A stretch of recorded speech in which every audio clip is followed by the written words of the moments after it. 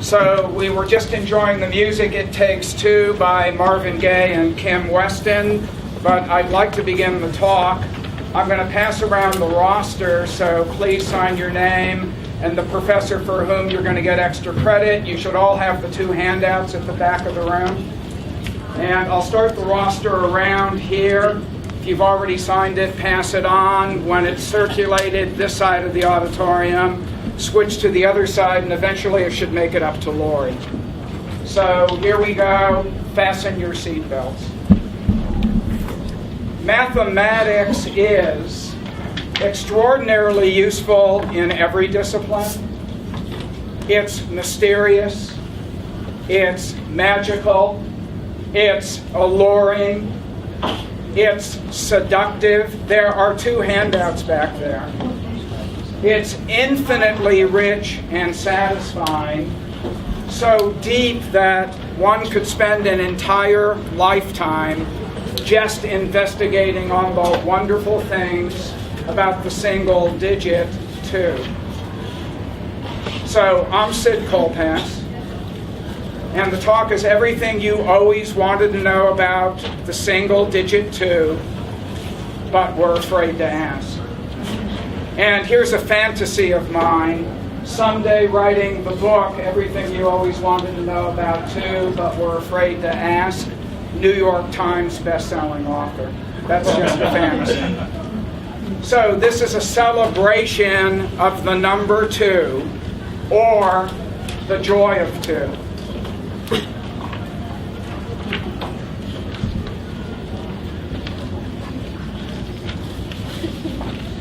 Hey folks, this leads me to my first guest. He's a great fiddle player with a super song about the number 2.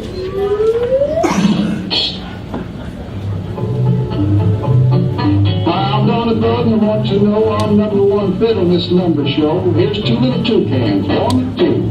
Do a little dance to do it the zoo. It's called the 2-step. Oh, take 2 steps on the tips of your toes. Take 2 steps, that's the way it goes. Dance 1, 2 on the tips of your toes. Grab another step on your girlfriend's nose. 1, 2. Well, that's... So this talk is sponsored by the number 2. So there are infinitely many counting numbers. And my favorite number amongst the counting numbers is the number 2. My goal is to show you the power of 2, and I've got the powers of 2 up there, in mathematics, in many disciplines, and in life. 2 by any other name. Funny, you don't look 2-ish. Zwei in German, dos in Spanish, deux in French, va in Russian. 2 in games, backgammon, there's a doubling cube, so you can double your bet 2 to the first, or 4 times your bet 2 to the second, or 2 to the third, 8 times your bet, or 2 to the fourth, 16 times your bet, etc., all the way up to 2 to the sixth, because a die has 6 faces, and 2 to the sixth, 64 times your original bet. 2 in the movies. 2 is starred in many movies. Star Trek The Next Generation, episode 84, called The Loss, first aired January 5th, 1991. The USS Enterprise encounters a civilization of 2-dimensional life. You can compare it to The Loss with the Victorian novel Flatland. They are height and width, but not length and width, but not height, virtually flat.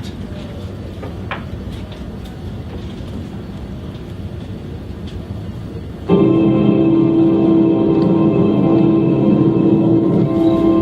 probe's point of view reveals that the objects exist entirely in 2 dimensions, on a single plane. They have length and width, but not height, virtually flat. That is why the ship's forward sensors did not detect them initially. We were looking at them along their edge. There was no surface to read. I will illustrate.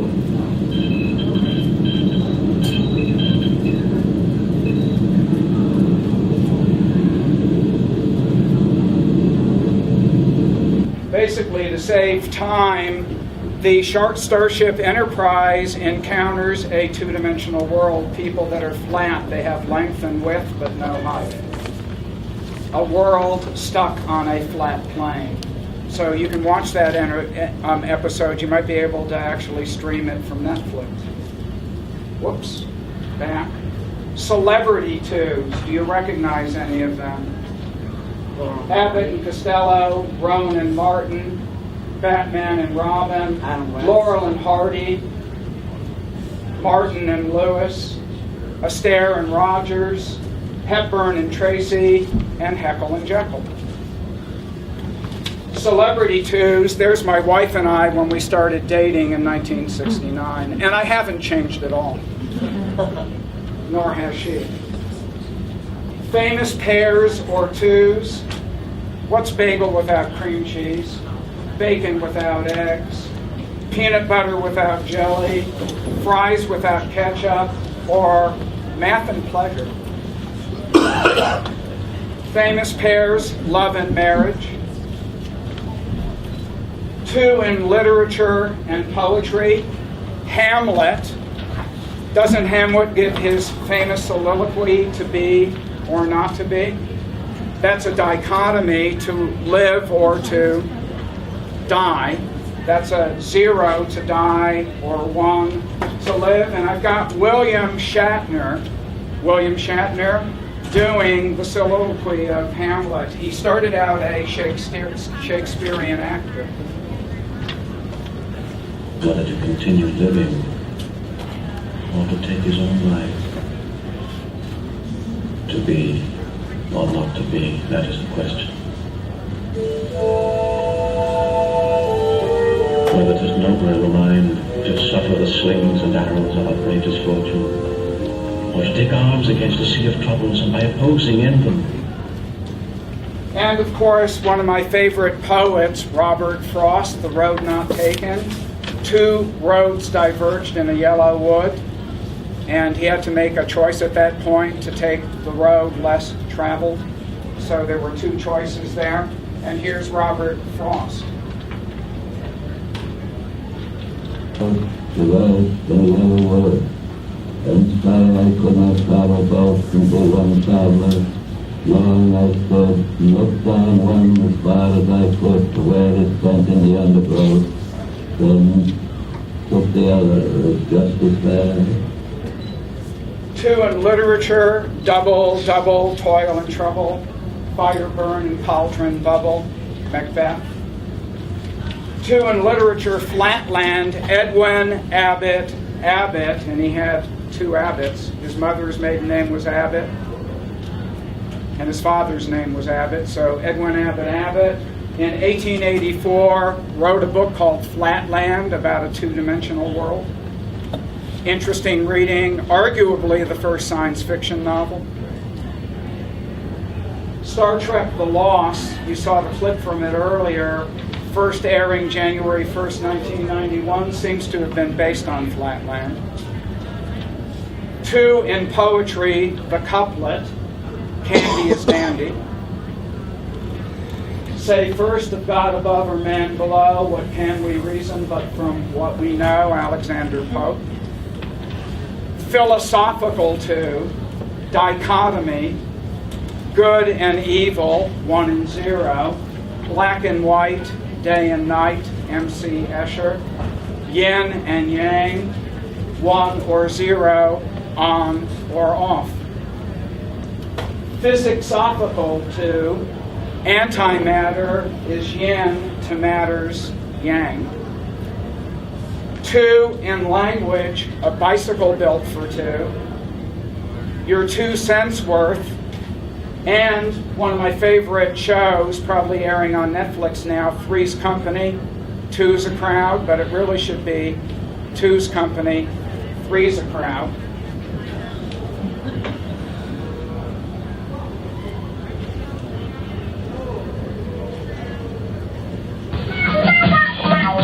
Come and knock on our door.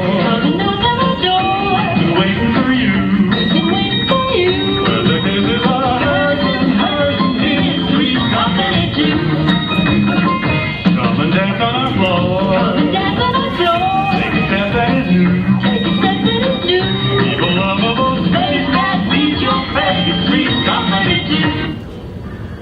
And also it takes two to tango.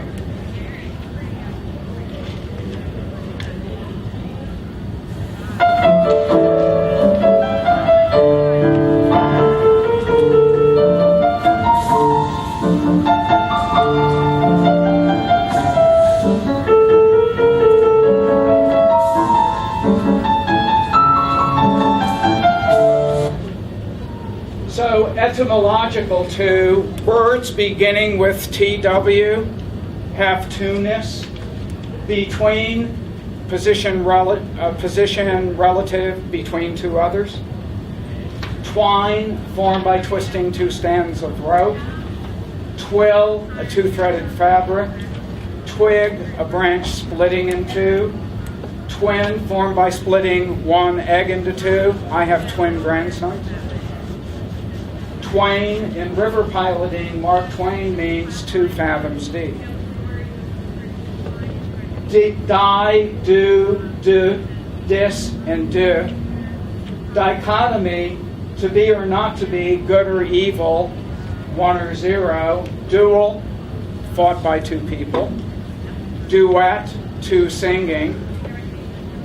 Duplicate, to make a copy so that there are now 2. Duplex, a house split in 2. Doubt or dubious means in 2 minds, being in 2 minds. Discord means 2 hearts. And deuce means 2 spots. Bisect, cut in 2 sections. Biscuit means twice cooked. Biceps, 2-headed muscle. Binoculars, intended for 2 eyes. Par, Latin. Ambo, Latin. Ampho, Greek. Pair, 2 of a kind. Par in tennis means you have 2 equal scores. Amphitheater means double theater.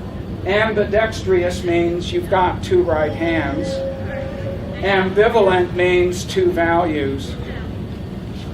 2 in symmetry. 2 has a lot to do with humans' perception of beauty. Beauty is related to two-ness, bilateral symmetry. If one eye were here and the other were here, I would no longer be beautiful. 2 in religion. Didn't the animals board the ark 2 by 2? And the ultimate 2, a 2-2 has 2 2s, and it's 4 letters, which is 2 to the 2nd. So, amazing mathematical applications of 2. No proofs will be provided for any of these. If you want to know why these amazing applications work, take a higher math class at DCCC. So, 2 is the oddest prime number. It's the only even prime number. All other prime numbers are odd. It's the only even prime number. And powers of 2 appear in math and physics more frequently than any other number. So there's the table of powers of 2, one of your other handouts. 2 to the 0 power is 1, 2 to the 1st is 2, 2 to the 2nd is 4, 2 to the 22nd is 41, 94, 304, all the way to 2 to the 65th. So there's a table of the powers of 2. A special property of the powers of 2. Notice if I add 1, 2, 4, and 8, the next power of 2 would be what? 16? If you double again, but 1, 2, 4, and 8 add to what? 15, 1 less than the next power of 2. If I add 1, 2, 4, 8, 16, 32, and 64, what happens if you double 64? 128, but if you add up all the powers of 2, from 1 to 64, they add up to 1 less 127, and we're going to use that magical property later in the talk. So consecutive powers of 2 always add to 1 less than what the next power of 2 would be. Pretty magical. So if you add 1, 2, 4, 8, 16, and 32, it adds up to 63, but that's 1 less than 64. And if you add 1, 2, 4, 8, 16, 32, 64, and 128, it adds up to 255, which happens to be one less than 256. 2 and mitosis in biology. A cell DNA replication splits into 2 cells, so 1 becomes 2. Then each of those cells split again, and 2 becomes 4. And then it splits again, and then 4 becomes 8. So cancer grows rather rapidly, doesn't it? It's called mitosis. And it looks like a genealogy tree, doesn't it? 2 and Braille. Believe it or not, Braille has 6 positions, and each position can be raised, 1, or flat, 0. So there are 2 possibilities for each position. So 2 to the 6th is 64, and Braille can actually accommodate 64 different characters. If you're blind, you've got to feel the page. And so there's Braille. There's A. It's raised and the rest are flat. B, there are 2 raised, 1 below the other, and the rest are flat, and there are 64 different possibilities. 2 to the 64th. And it was invented by Louis Braille, 1809 to 1852. 2 to the 6th, there are 64 unique positions. And 1 is raised and 0 is flat, so 2 states. 2 in geometry. Euclid in 325 BC created a system of properties of 2-dimensional geometry, plane geometry. And there's a title page from Ratdolph, 1482, the very first printed Euclid. The very first printed Euclid, 1482, the printer was Ratdolph. 2 in geometry. Euclidean geometry is primarily 2-dimensional, and Euclid proved 100 different theorems, starting with 5 basic axioms and 5 basic postulates. So there's Ratdolph's geometry, 1482, and the Bible, Gutenberg Bible, 1452. Those are the 2 most printed books in the history of printing, the Bible and Euclidean geometry. Interesting.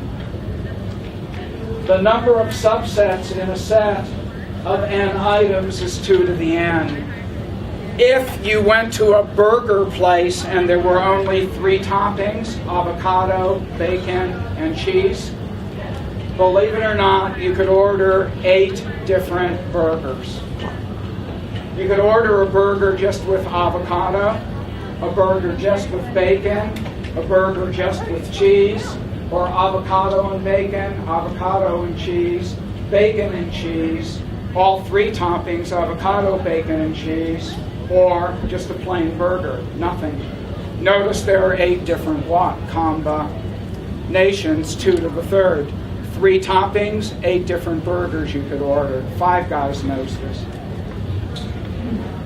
So if there were a burger place with 4 toppings, avocado, bacon, cheese, and diced tomatoes, had to make up something. 2 to the 4th, there are 16 different burgers you could order. For example, C and D would mean you ordered cheese and diced tomatoes. A, B, C, D, avocado, bacon, and cheese. A, B, C, and D, avocado, bacon, cheese, and diced tomatoes. And the last one, you just order the burger plain. But if there are 4 toppings, 2 to the 4th, 16 different burgers. Interesting, powers of 2. Folding a sheet of paper and 2. If I had a single sheet of paper and I made no folds, what's 2 to the 0? 1, it's up there, 2 to the 0 is 1. Wouldn't it be 1 thickness? If I took the piece of paper and folded it once, how many thicknesses? If I folded it once, how many thicknesses? 2. Folded it a second time, 4 thicknesses. A third time, 8 thicknesses, 2 to the 3rd. So the power of 2 is how many folds? So if you were able to fold a piece of paper 65 times, it would be that many thicknesses, wouldn't it? Try it, it's impossible. But theoretically, so if you folded a piece of paper 6 times, you might get away with it. 2 to the 6th, it would be what? 64 thicknesses? Now check this out. 20 bond paper is 0.0038 inches thick. So if you were able to fold it 65 times, it would be 2 to the 65th thicknesses times 1 foot in 12 inches times 1 mile in 5,280 feet. This is called unit conversion. And that turns out to be 588,185,276 and a fraction of a mile. You'd be out of this what? Universe. If you were able to fold a piece of paper that many times. Give it a try if you want to. Now, how many ancestors do we have? You all have 2 parents. 2 to the 1st. And how many grandparents? 4, because each of your parents had 2 parents. That's 2 to the 2nd. And how many great-grandparents? 8, because each of your grandparents had 2 parents themselves. So is this not powers of 2? So if we went back 10 generations, 2 to the 10th is what? 1024, you should have 1,024 direct ancestors. Think about it for a second. But 10 generations, and if we went back 48 generations, that would be about 1,200 years ago. 48 generations, and that's the time of Charlemagne. But 2 to the 48th would be over 228 trillion ancestors, and that's more people than ever lived in all of history. So something's fishy here, isn't it? If you go back 48 generations, you get direct ancestors. The number of direct ancestors is more than the number of people who ever lived. Anyone know what the problem is? Intermarriage. Ancestors married other ancestors. Interesting, huh? So where did our ancestors go? So there's yourself, 2 to the 0, you're one person. There's your 2 parents, 1 generation back, 2 to the 1st. There's your grandparents, 2 generations back, 2 to the 2nd, 4. Making sense? 3 generations back, 8. 4 generations back, 16. Making sense? 5 generations back, 32. Look on the powers of 2. 6 generations back, 64. 7 generations back, 128. Great-great-great-great-great-grandparents. In this theory, the number of ancestors double each generation. So by generation 15 generations back, you'd have 32,768 direct ancestors. Generation 48, over 281 trillion ancestors. That's more than the number of people who have ever lived. And that's only back to Charlemagne 1,200 years ago, historically. That's impossible. And the reason is your ancestors intermarried. There was intermarriage. Because that's more than the total number of people who ever lived. So it's estimated that 80% of marriages in history were between second cousins. I'll let you answer why.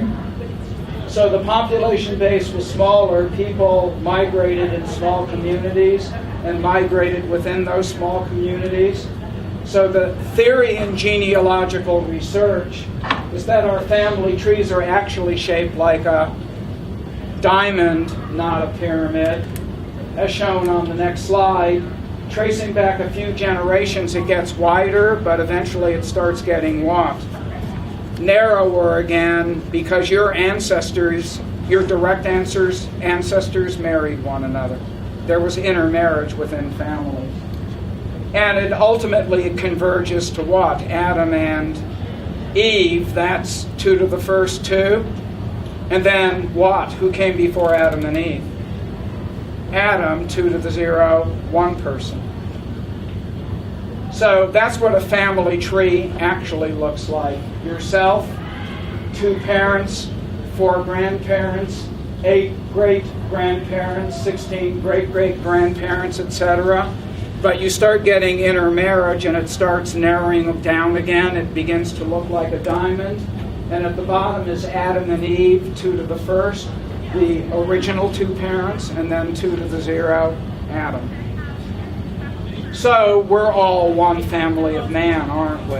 It doesn't matter what your race or religion is. We're all one family of man, 2 to the 0. Polyhedra. This is called polyhedron. I'll pass it around. It's convex. It's not caved in. It's 3-dimensional with a bunch of flat surfaces called faces and edges and vertices, points on it.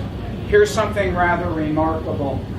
It turns out for any convex polyhedron, including a diamond, the number of vertices plus the number of faces minus the number of edges is always equal to 2.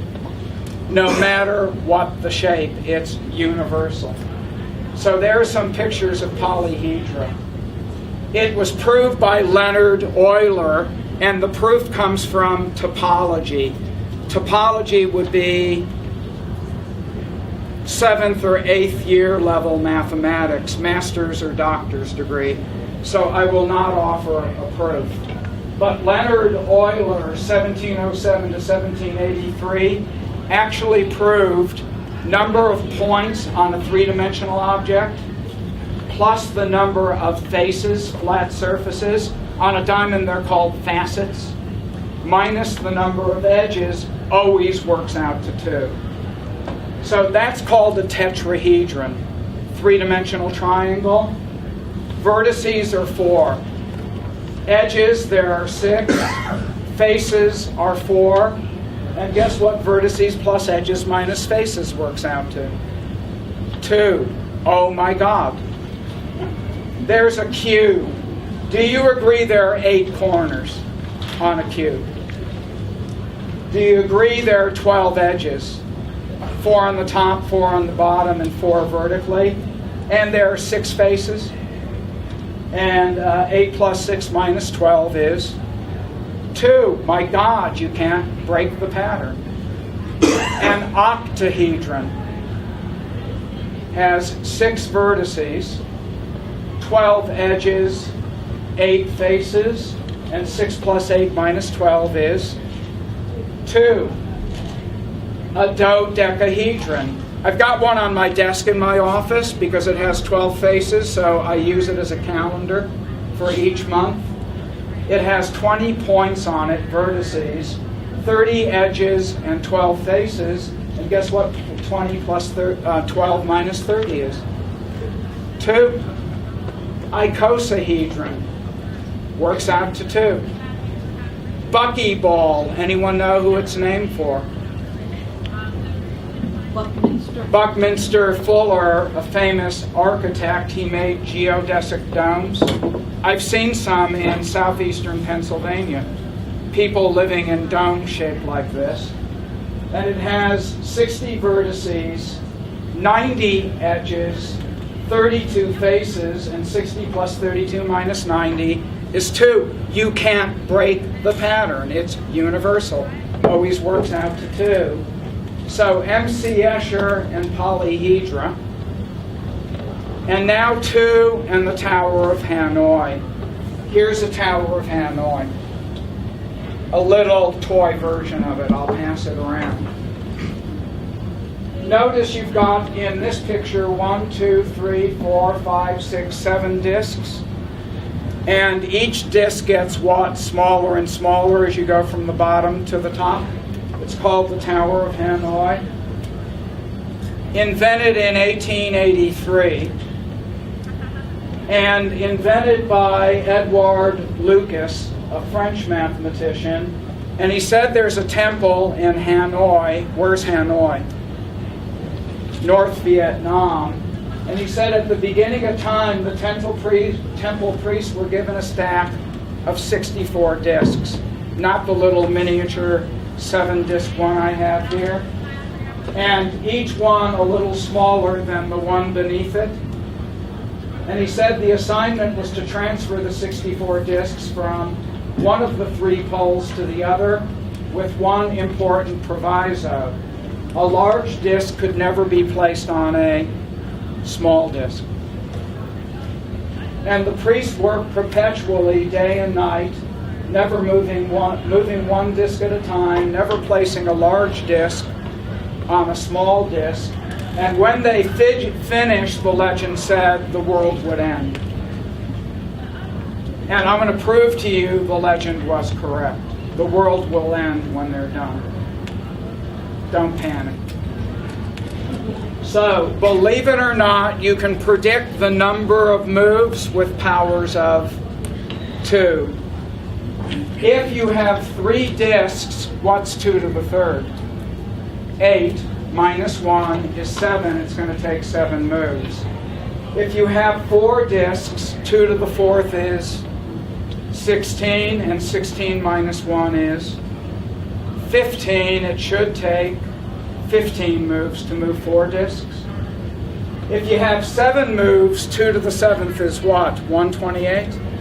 And 128 minus 1 is 127. It should take 127 moves. So let me show you.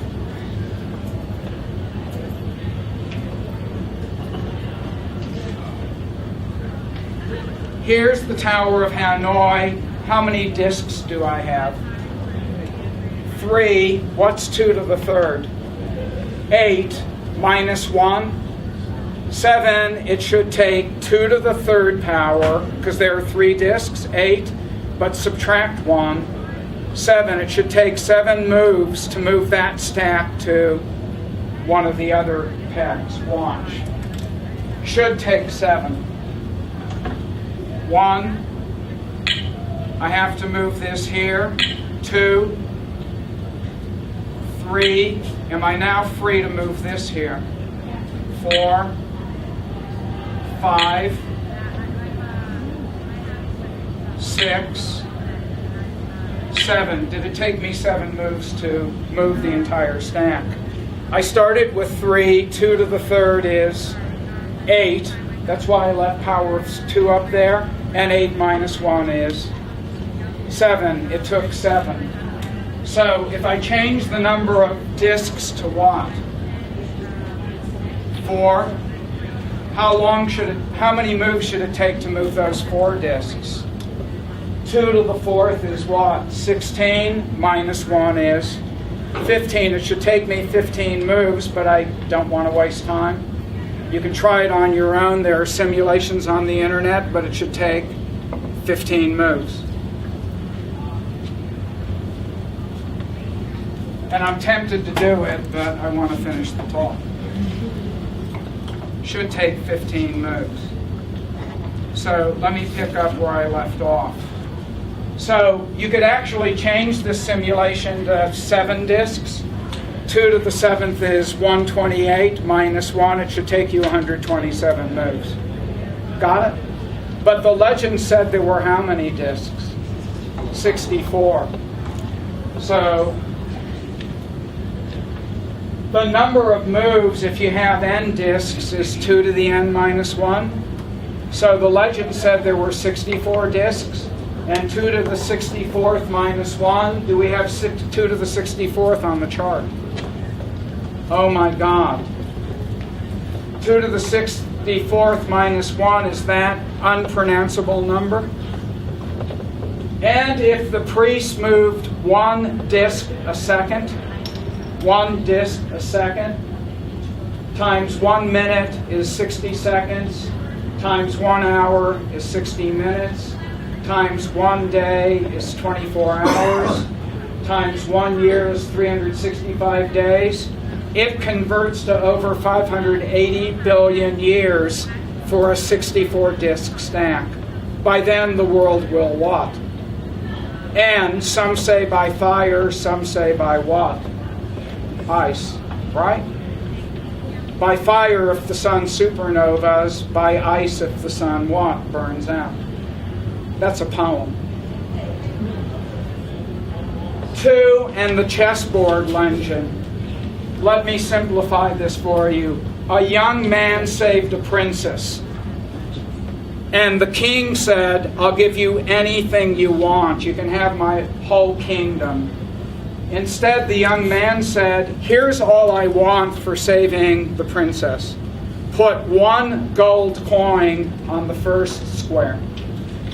Put 2 gold coins on the second square. On the third square, put 4 gold coins and keep what? Doubling. Got it? So first square 2, second square 4, third square 8. So start out with 1, then next square 2, next square 4 gold coins, next square 8 gold coins. Got the idea? Until on the 64th square you would put what? 2 to the 63rd power. Got it? Because the first square, 2 to the 0, just 1 gold coin. And the king said, no big deal. What an easy thing to do. On the first square, I'll put 1 gold coin. 2 to the 0 is 1. On the second square, I'll put 2 gold coins. On the third square, I'll put what? 4 gold coins. And finally, on the 64th square, I'll 2 to the 63rd gold coins. The king didn't know powers of 2 until the chessboard is filled. So first square, 1 gold coin. Second square, 2 gold coins. Third square, 4 gold coins. And finally, the 64th square, 2 to the 63rd gold coins. But then, does the prince get to add up all those coins? Well, if you add up all the powers of 2 from 1 to 2 to the 63rd, it adds up to 2 to the 64th minus 1. Oh my God. Look at 2 to the 64th power on the powers of 2 and subtract 1. That prince ends up owning the what? Not just the kingdom, but he could buy the universe. That's an incredible amount of money. And that's how many gold coins the prince got. Pretty amazing, huh? And that's actually a children's book, The King's Chessboard. You can actually buy it on Amazon.com. 2, and Russian peasants. Believe it or not, Russian peasants only knew how to multiply by 2 and divide by 2, and they found a way of multiplying any 2 numbers just by multiplying by 2 and dividing by 2. So here's how a Russian peasant did 37 times 56. What's half of 37? 18. They didn't even know remainders. Half of 18? 9. Half of 9? 4. Half of 4? 2. Half of 2? 1. So in the first column, they just kept dividing by 2, ignoring remainders. In the second column, they doubled. If you double 56, 112. Double 112, 224. Double 224, 448. Double 448, 896. Double 896, 1796. What did I circle? The pairs where the number in the first column is odd. 37's odd, so circle that pair. 9's odd, circle that pair. 1's odd, circle that pair. And all they added up was the 56, 224, and 1792. And it adds up to 2072, the answer. All they did was what? Divide by 2 and multiply by 2, and you get the correct answer, every time. Here's another example, 46 times 63. What's half of 46? 23, half of 23. 11, they ignored remainders, half of 11. 5, half of 5. 2, half of 2. 1. The other column, double. Double 63, 126. Double 126, 252. Double 504. Double 1008. Double 2016. Only count the numbers that are next to odd numbers. So 126 is next to an odd number. 252 is next to an odd number. 504 is next to an odd number. 2016 is next to an odd number. Add those to odd numbers, and you get the correct answer. All Russian peasants knew how to do were divide by 2 and multiply by 2, and they found a way of multiplying any two numbers. Pretty amazing. 2 and binary magic cards. I don't see those cards, but are they labeled A, B, C, and D? I'm going to perform a magic trick. Think of a number from 1 to 31. And I want to volunteer from the audience. You're just going to tell me yes or no whether it's on card A, B, C, D, and E.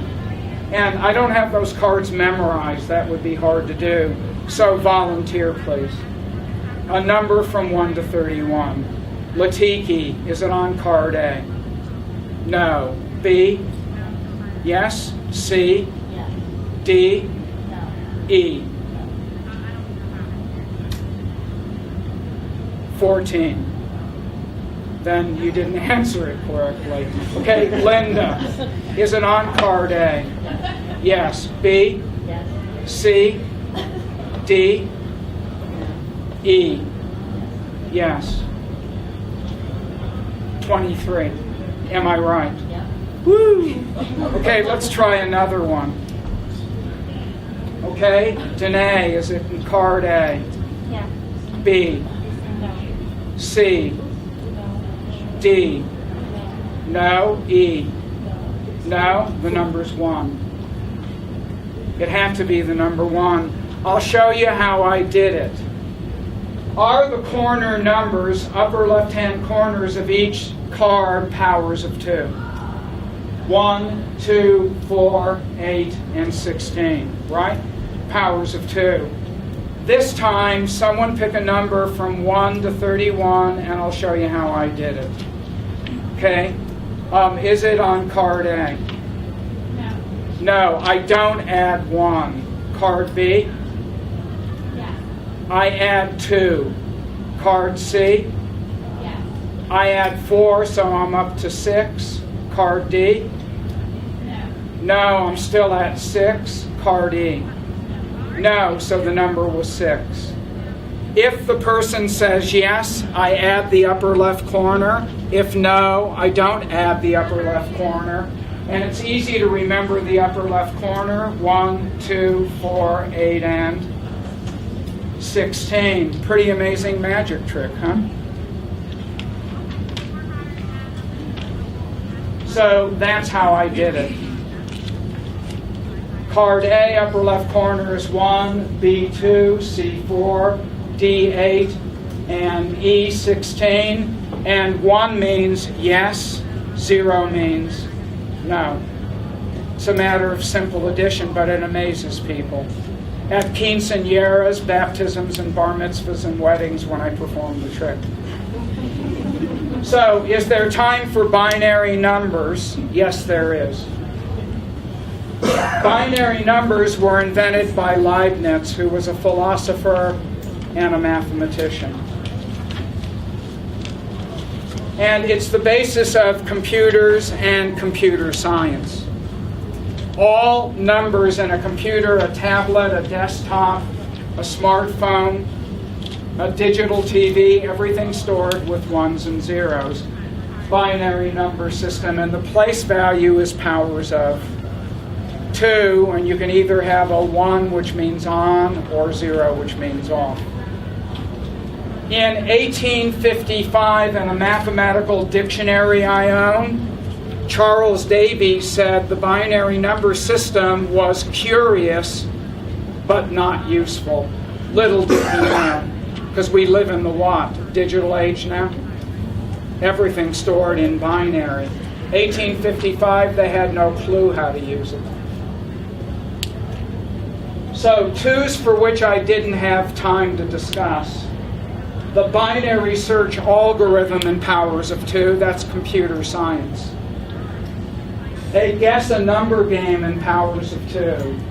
The quincunx and powers of 2. Look it up. The binomial theorem and Pascal's triangle and powers of 2. Binomial probabilities in 2. 2 in genetics. The game of NIM and powers of 2. The sum of consecutive odd numbers and powers of 2. 2 in the movies continued, and how long does it take to double your money? That involves logarithms and powers of 2. And many more applications of 2. I've spent my entire life, almost 68 years, just studying the number 2. So, mathematics is good to the last digit. You've heard of Mathwell House coffee. Math is rich and satisfying to the very last digit. Mathwell House coffee, good to the last digit. That was a real trick using Photoshop. So 1, 2, 3, 4, 5, 6, could we go on counting forever?